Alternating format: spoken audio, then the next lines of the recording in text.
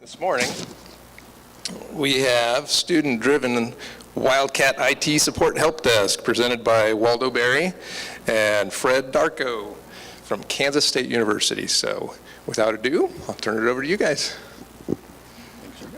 Good morning. Can everyone hear me okay out there? Okay, just want to make sure. We've got a short introduction before we start our presentation, so we hope you'll enjoy it. As mentioned, we're from Kansas State University, and our presentation today is brought to you, thankfully, Lucasfilms. And, well, let's see here. There we go. We represent the Information Technology Assistance Center, which is where the IT Help Desk is located at K-State.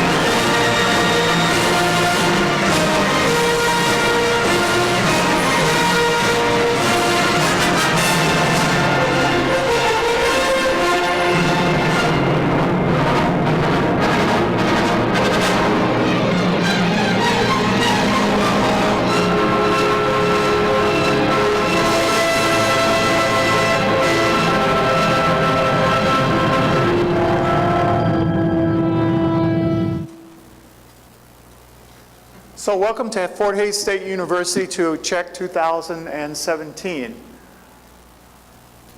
Just a little bit of an introduction. My name is, and I'm from Kansas State University, my name is Waldo Berry. I've got a little slow response on this little device here. And I'm in charge of Help Desk Operations and Development Operations at Kansas State University. And my name is Fred Darko. I'm the Help Desk Training Coordinator for the ITAC.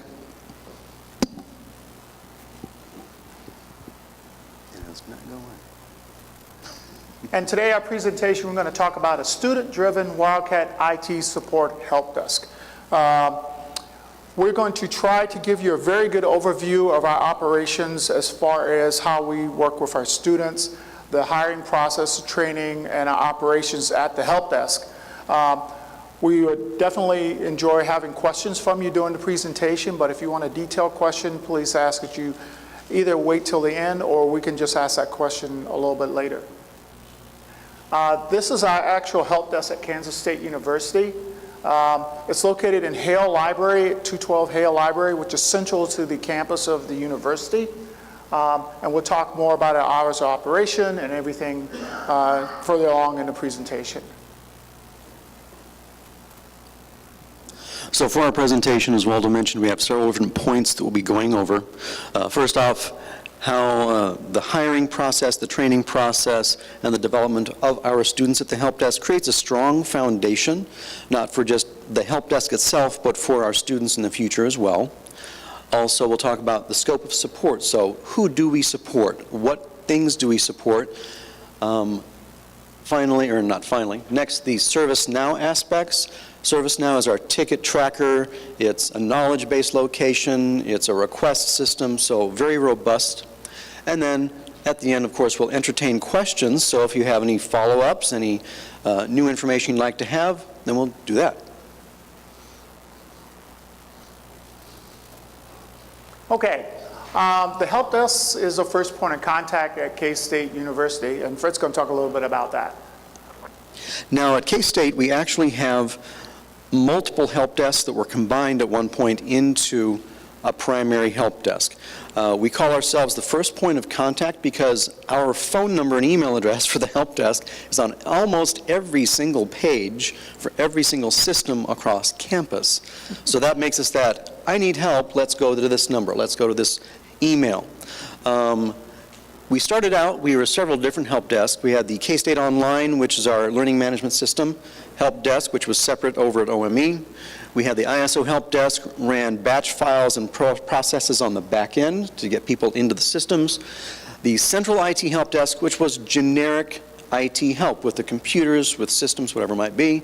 And then KSRE, K-State Research and Extension, recently came over about a year and a half ago, and that became part of the help desk as well. So all of these combined into one specific location of help desk as that primary point of contact.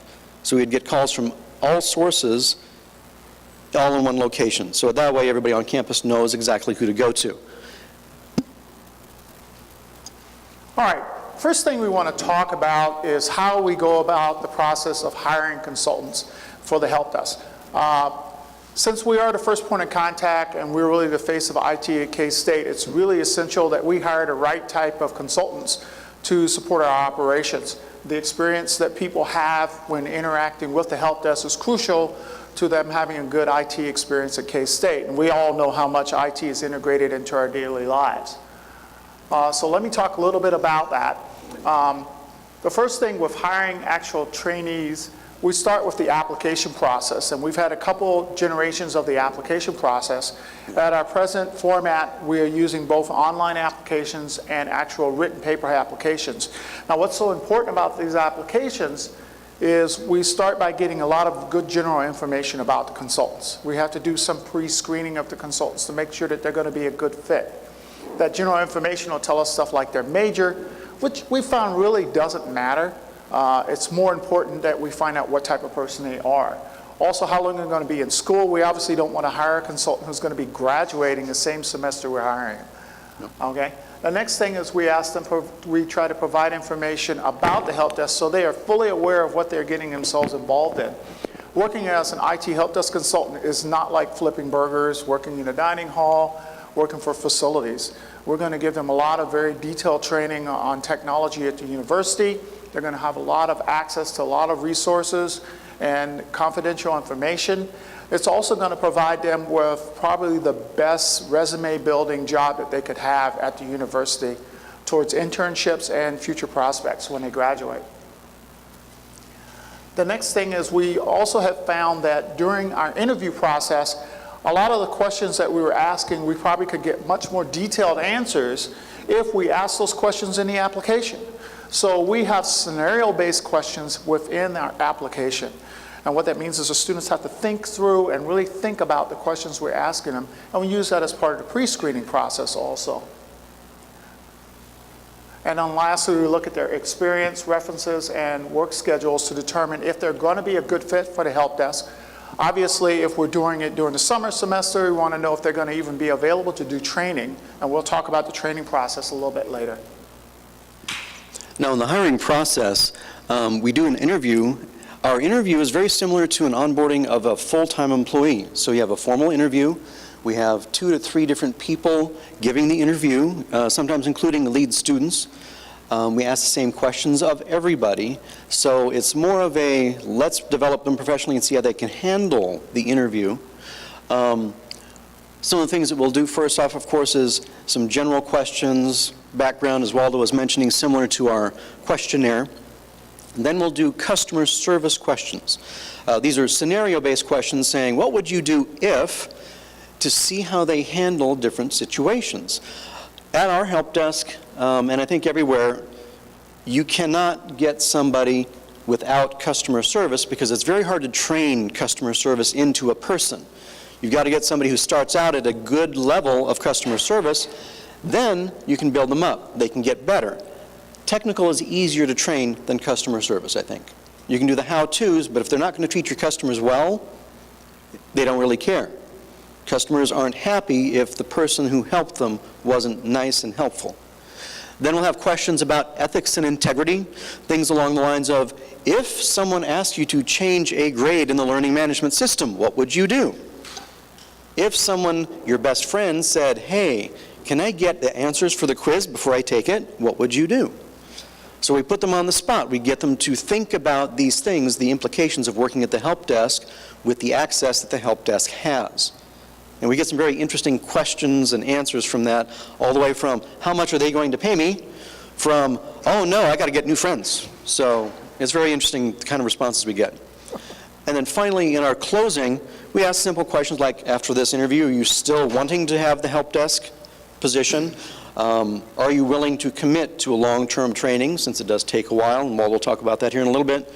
And then more information about them. They give them the 30-second commercial that they can do for themselves if they'd like. Yeah. And another example on some of the questions on the customer service side, we try to put them in some really difficult decision-making situations with those questions. We have one question that asks them, well, if you're working at the help desk and there's a huge crowd of people out there waiting for support, and all of a sudden a university professor just walks around a whole line of people, walks up to the desk, pounds on the counter and demands to be helped. What are you going to do? And so obviously they're like, oh, not sure what to do. But we get a lot of different answers and responses from them to see how they would interface, try to provide support regardless of how difficult the situation is.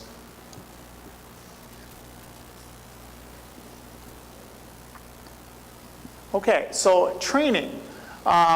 We have found that we need to spend somewhere between 4 to 6 weeks training help desk consultants.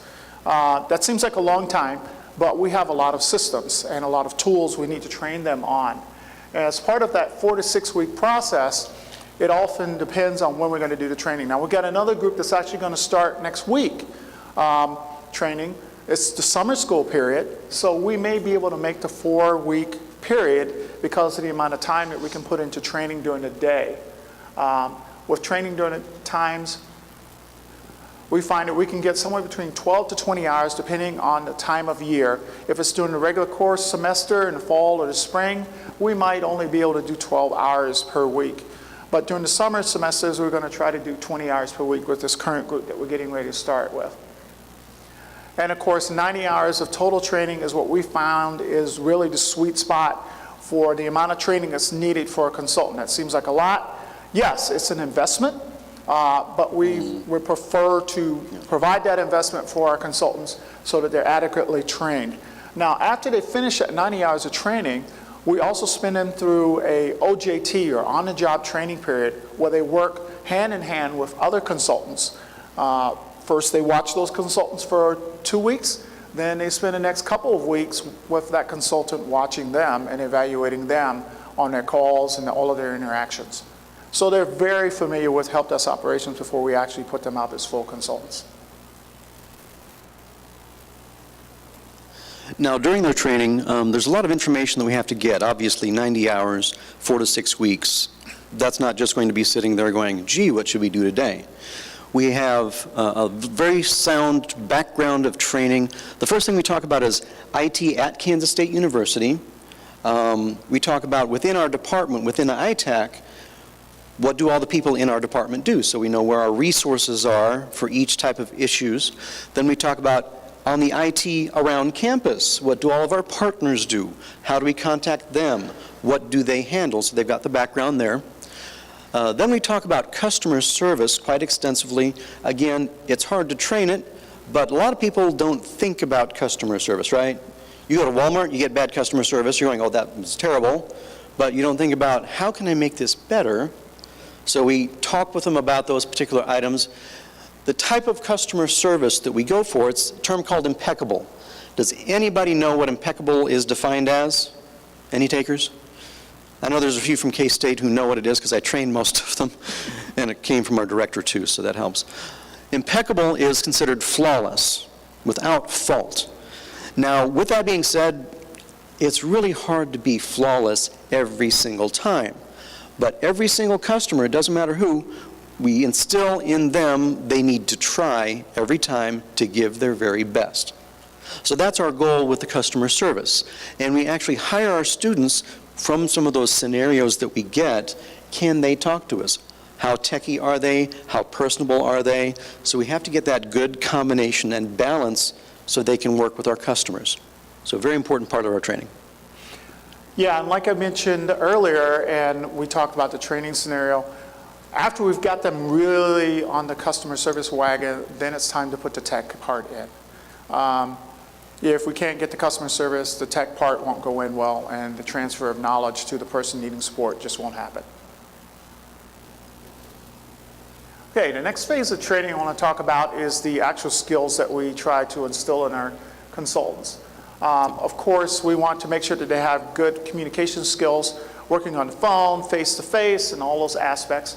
We try to use standardized scripts for them to use when they answer the phone, when they greet customers, so there's a uniform type of a transfer as far as communicating who they are, asking for the person's EID, making sure they've done verification, and everything and the right processes are followed.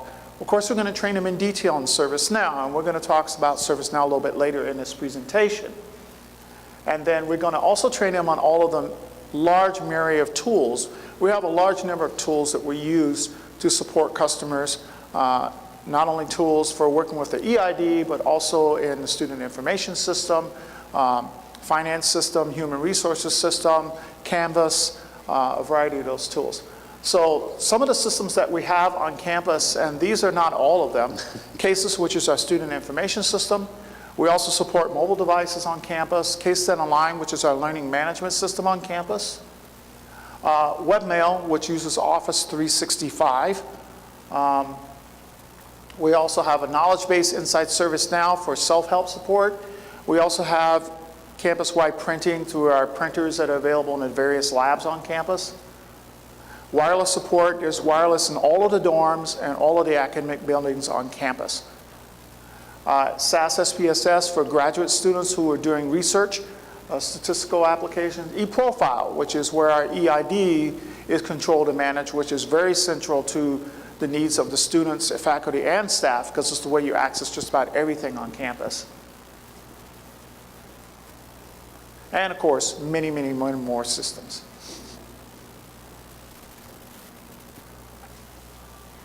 So the next thing we'll talk about is student development. As we mentioned earlier, we hire our students, and through their career with us at the help desk, we try to bring them forward professionally, personally, with the knowledge types of things they've got. So when a person is first hired, you're a trainee. You get through the training system. You have 90 days after training for OJT to get comfortable. Then you get to be a consultant. The consultant is someone we think they've got the base level of skills, they can answer the questions, they can be trusted to find the information as necessary and use their tools. From the consultant, we go to the advanced consultant, which means they get more responsibilities. In our particular arena, we go and have them trained at our network operations center, so they can work with system outages, work on phishing scams, so more skills, more knowledge. And then finally, our lead consultant level, they act as a liaison between our students to the management, as well as having extra duties, extra responsibilities, and helping with other projects besides just help desk. So we're growing them upward and forward as they show us they're ready for them. Now, some of the skills that we develop, I already mentioned the NOC, Network Operations Center. They help out with that. We provide weekly meetings to help keep them up to date on the information, any changes on the systems or procedures or processes. We pull them in for projects to develop different things such as video projects at the bottom there, training, knowledge-based articles. So they're very involved on a daily basis with creating the atmosphere in the help desk and providing information to the rest of the campus as well. So this isn't just they're at the help desk, they're doing things that will affect everybody on K-State. And just a little bit of an expansion on what I mentioned earlier about the fact that we feel that this job does a lot more for our students than they ever expected when they got into the position. We've had consultants come back to us after they've graduated and let us know how beneficial the training is for them, how it helped them to get this job that they wanted out there in the corporate world or the educational world. We even have students that are working on campus as developers and IT professionals now as a result of the experience that they had at the help desk. the Office of Mediated Education is a primary hire of a lot of our consultants because they prefer to hire our consultants over just somebody off the street because of the amount of training, the ethical standards that they have, and the work ethic that they have. Okay, we want to move a little bit further along into the scope of support that we do at the help desk and how ServiceNow works in our operation. Okay, first of all, I want to talk a little bit about our support hours.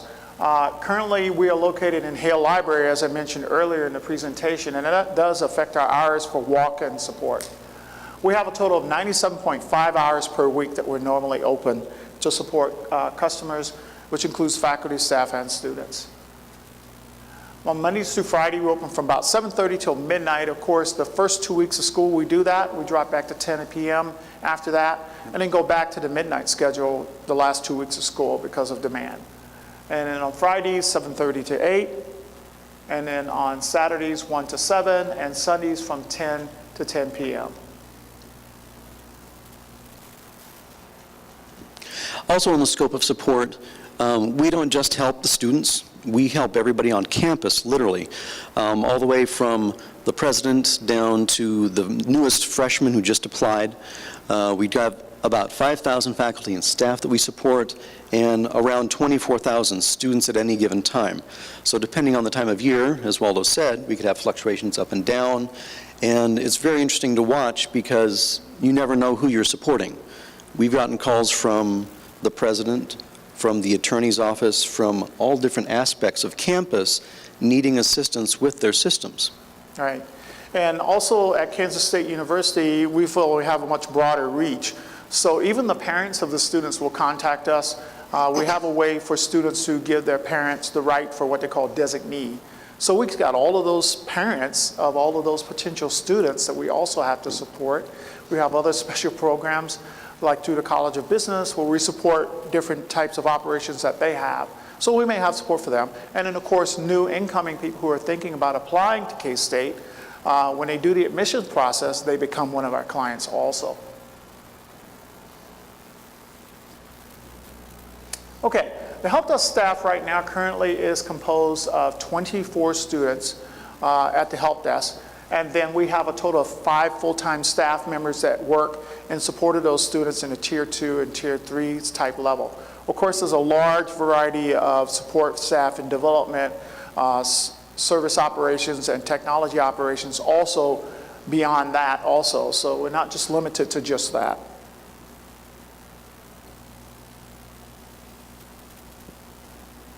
Now, some of the numbers, just to give you an example of how busy we are. In 2016, we recorded over 50,000 incidents in 1 year. An incident is where we get a contact of some sort and we actually have to physically or manually do something to support our customer, okay? So we keep very busy. The activity on the incidents, over 88,000 touches on each of those incidents in some fashion to either resolve the issue or forward the issue to get to the next step so we can have the support that we need from the second or third tier, whatever it might be. And then service requests, which are requests by the customers to add a service, add an account, update something, change something. A little bit over 9,000 on those. So we're a little bit busy at times, it seems. Of course, during the beginning of the semester, end of the semester are the key times usually. And then last but not least, this is something we're pretty proud of, the customer support satisfaction survey. We actually, through ServiceNow, we have a little emoji, so smiley, bland, and frowny. What we've been getting for the past year is 94% satisfaction rate. And for those of you who are familiar with customer service and working with people, that's not really easy. So for us, that tells us our students are really working hard. They're trying to get that impeccable customer service and give that extra to our customers. So we're very, very proud of that and proud of our students.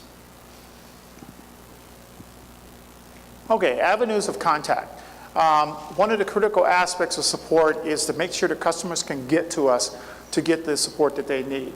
Of course, the most popular avenue of contact we have at the help desk is phone.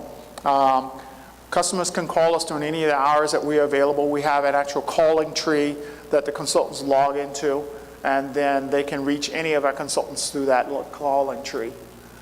Email, of course, is another way that we also are able to be contacted at the help desk. We'll talk a little bit more about that in the automation process, and our email is automated through ServiceNow. Walk-in, of course, is face-to-face. Users that have needs to provide support to them, for instance, for their laptops and desktops or mobile devices, may want to walk in rather than actually interfacing with us on the phone. So if they need help, we do support all the way down to reformatting computers if need be. We don't open them up and do work inside them, but we can do driver support and reformat machines, help them get their webmail installed on their mobile devices, and so it's very helpful for them to use that. We also use Bomgar, is our remote support application that we use on campus to support clients at a distance. We'll talk more about Bomgar in a little bit later here in the presentation. And then, of course, self-service provided by the IT service portal. We just recently launched a new version of the portal starting on Monday, and we'll show you that also.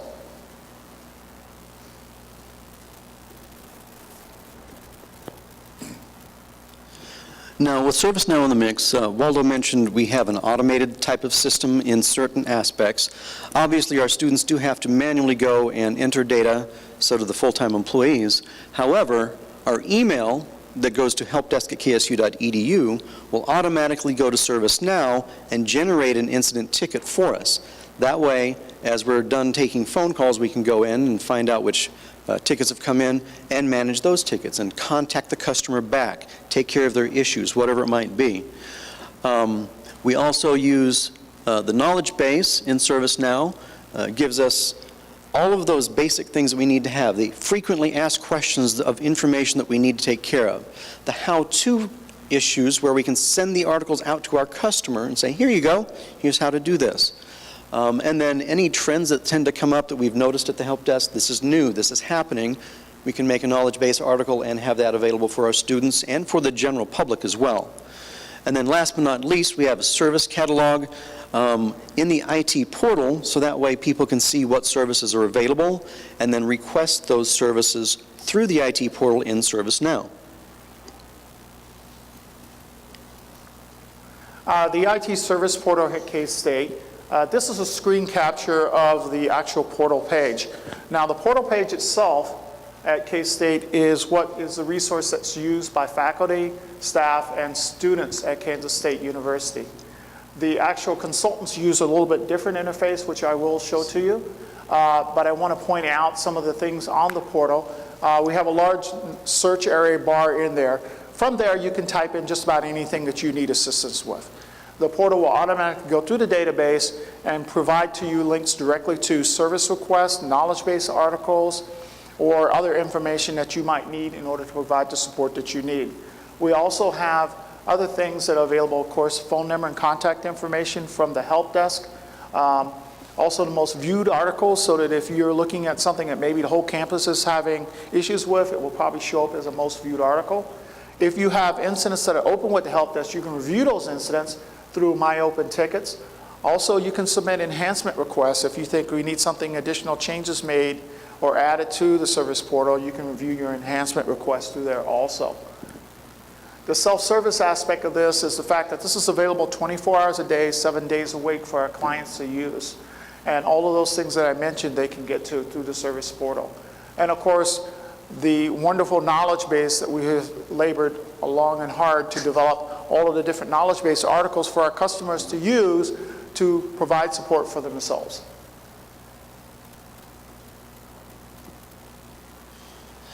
And to speed things up just a tad bit, just talking about the workflow real quick. So when a customer calls the help desk, and we work with the help desk, the very first thing that we generate in ServiceNow is a call. It's a very basic placeholder, very basic information, person, and what the issue is. If the call happens to be, what's the phone number for the athletics? Okay, it stops right there. It's very simple, it's done. If it's something we don't need to troubleshoot, it stops at the call. If, however, it's, I need to change my password, or I can't access a system, it continues forward into the incident level, so that way we capture all the details, we capture the error messages, we get all the steps into ServiceNow to track what's going on. We also have service requests that we can create, although we typically tend to have the customers go and do the service requests themselves as possible. And if an incident occurs 5 times, our threshold is 5 times, same error message, same system, same situation, we'll create what we call a problem ticket to track all of the similar incidents, so that way when we close that problem, all the incidents automatically close for us. So it makes things a little bit simpler and easier. And then finally, in each of these areas, we have our work notes set up so that everything that we do, we enter. Okay, we verified their identity, we enter it. We change their password, we enter it. We had them change their password again, so we don't know, we enter that. So the work notes in all of these items helps us really cover exactly what's happening, so we can track exactly where the issue is going. And just to expand just a little bit on that, ServiceNow also lets us attach just about everything. We can attach files to these incidents. We can send files to the customer from within the system. We can send emails to them and they can reply back to those emails. Those emails come and reattach themselves to the actual ServiceNow ticket. So the whole chain of support is there for them to use. And of course, time hacks and all of the information about when the support is provided. We have indicators for our consultants, which is always a problem because we service so many tickets, at 50,000 of them. But we have a little purple indicator that will appear next to the ticket on the service screen, letting the consultant know that, hey, that customer just replied back. Okay, and there's a flag. Okay, I got you, here I am. And they can go into that incident and do the support for it. So with that, I want to show you the staff support side, which is different from the IT service portal side. This is an example of what the utility screen for our consultants and for ITS staff is through ServiceNow. The nice thing about the ServiceNow system is that the system is very customizable. It uses that workflow process. We have our consultants go through. We have available templates that they can use to pre-populate the incidents. We also have service requests built that they can use, which have fields that they have to fill out. And those things work through what's called a workflow to go to whatever agency or be assigned to whichever department it needs to be assigned to. These fields are also very customizable in that they can build gauges in there if they want to. They can move these box fields around, the information fields, and it doesn't affect anybody else's screen except their own. So it's like a little mini homepage for them to use. That's why it becomes a very individualized and very customizable system for them to use.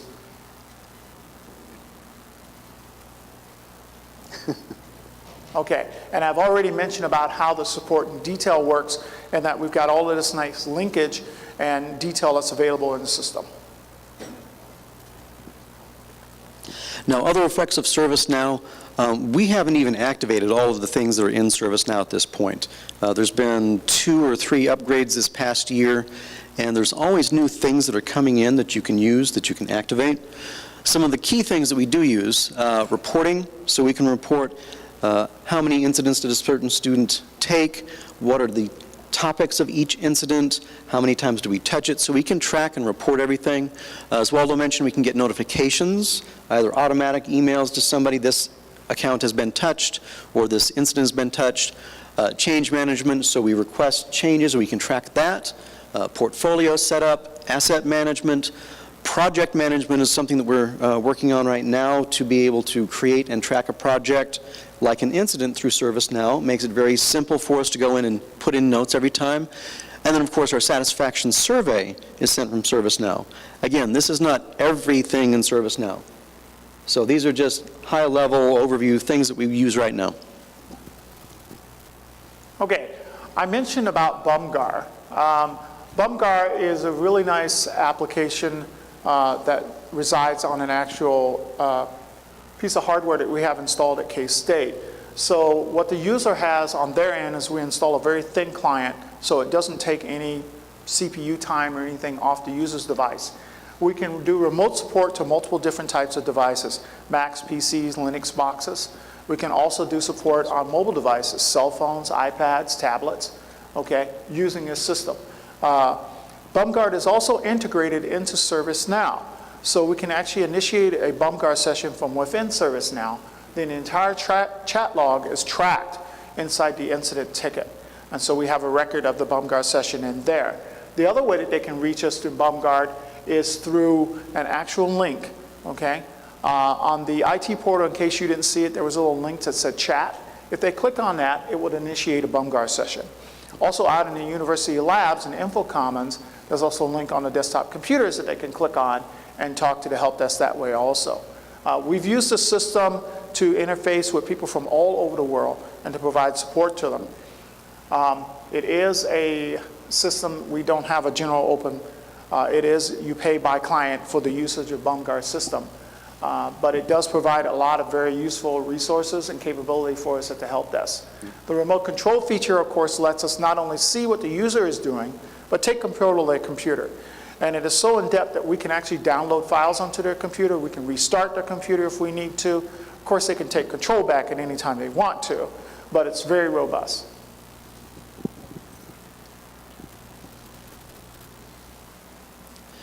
And then starting to draw to a close, just pulling it back to the primary focus that we were starting with, working with our students and working on the continued development of our students. Again, this is, for us, it's very important. It's one of the key things in our help desk because our students know that we will always be working to get them new information, keep them updated so they know what's going on, so they're not shooting in the dark on different topics as they come along. To do the development, we do keep them updated with training and weekly meetings. So we'll get together once a week, say, here's the new situation, here's the error message, here's what's being launched this next week, so we got to be aware of it. We keep them updated in that fashion. We help them, they help us working on development projects, so new things we need to add into training, new articles we need into the KB articles.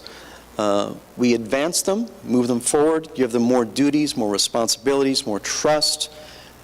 And then also, on the mentoring side, in addition to the full-time staff mentoring our students, as they get to the lead students, they also help mentor the other consultants as they come out of training. They've got the experience, so we trust them to work forward and help the new people become better at their job and become the next step, the advanced consultant or the lead consultant. Okay, so we'd like to see if anyone has any questions at this time. Yes, sir.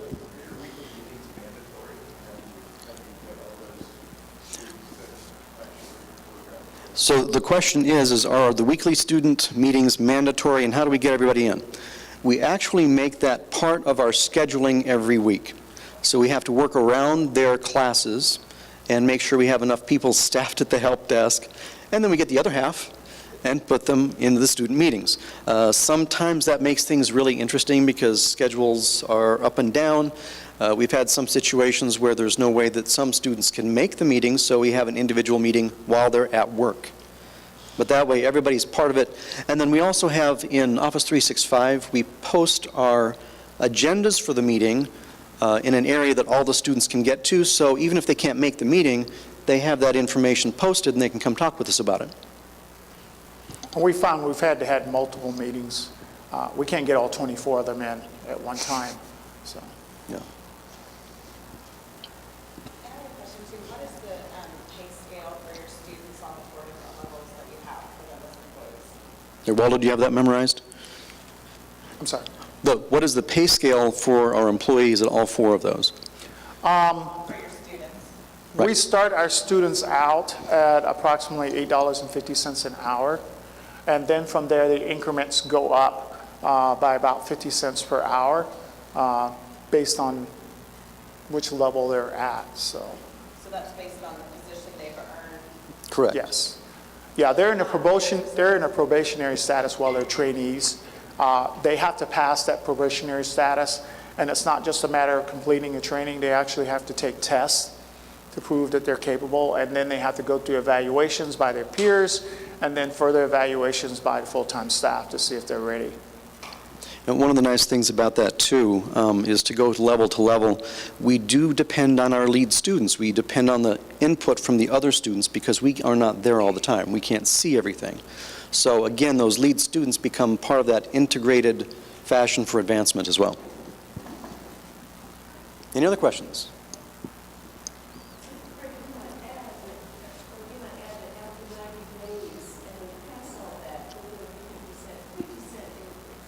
Right, so after they're done with training, there is a 90-day probationary period where they do the OJT, they become full-time consultants with the experience in pulling everything together.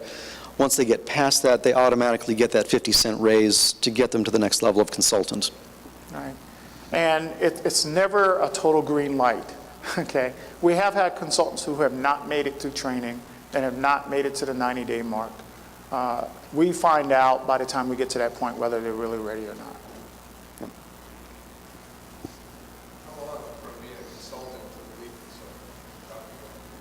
That really depends on the consultant, honestly. We have some consultants, they've been there for 2 years, but they have no desire to be a lead consultant. Other people, they've been there 6 months, and they're just kicking it in, and they're really showing us that they care, and they can do the job, and they're really getting recognized by the management. And we're going, wow, maybe we need to give them more responsibility and move them up the next level. We've had some people, literally, they were there 3 to 4 years, never wanted to be a lead, and that's okay. But they were there, they provided continuity, and everyone knew them. They trusted them, even though they didn't have the title, per se. Good question. Yes, ma'am?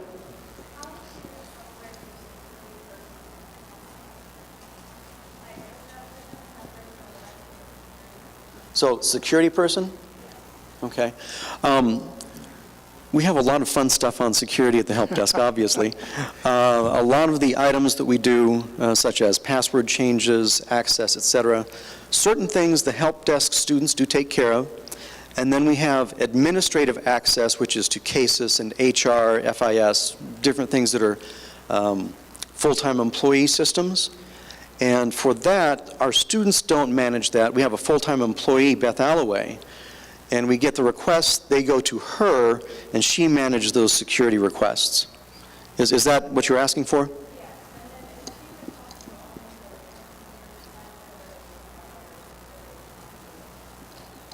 Could you say that a little bit louder? I'm sorry.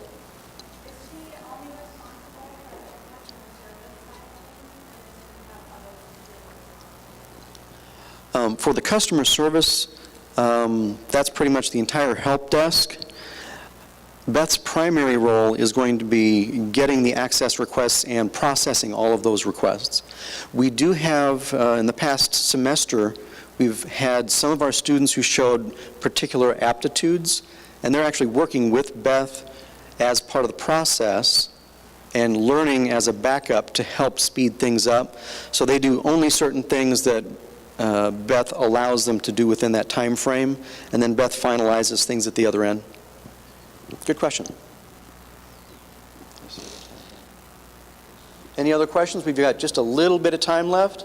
Yes, sir. What's your knowledge database curated? That's another really good question. It's been something we've worked years on, literally.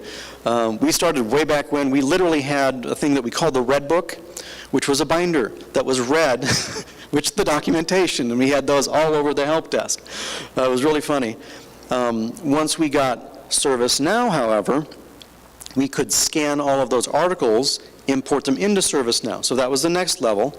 Then we had to go in and edit all of the articles because the formatting or whatever it might be didn't work through. And now what we do is regular, depending on the article, every 3 months or 6 months or a year, depending on the variability of the knowledge. So we revisit that, and we use ServiceNow's indicators to let us know, hey, this is being retired, you need to come check it. And so it's a continuing, ongoing process that we use, automated, and then physically updating or changing or checking the data. I think we're about out of time. So we gladly will talk to any of you. If you want to contact us, here's our contact information for emailing us, provide you information about our services. And we thank you for coming to our presentation today. All right, thank you very much.